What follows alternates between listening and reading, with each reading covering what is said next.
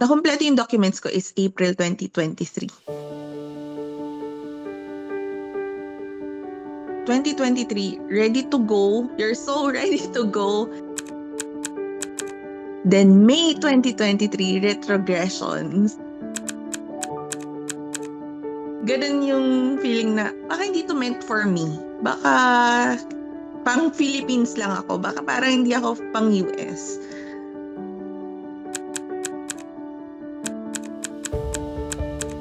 Hindi lahat nabibigyan ng opportunity. Pwede naman i-abandon na nila kami during the retrogression. That's 3 years na walang nurses na pumapasok from the Philippines to US. Talagang hindi sila bumitaw. Talagang sila yung mangungulit sa'yo, magpa-follow up sa'yo. Ang maganda with them is tulungan yung US team and yung Philippine team. So, dun sa part na yun, parang hindi ka alone. Lagi kami matatawagan.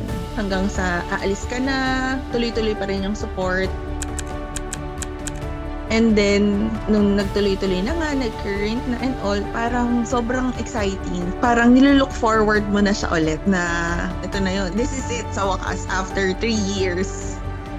Makakaalis na rin kami.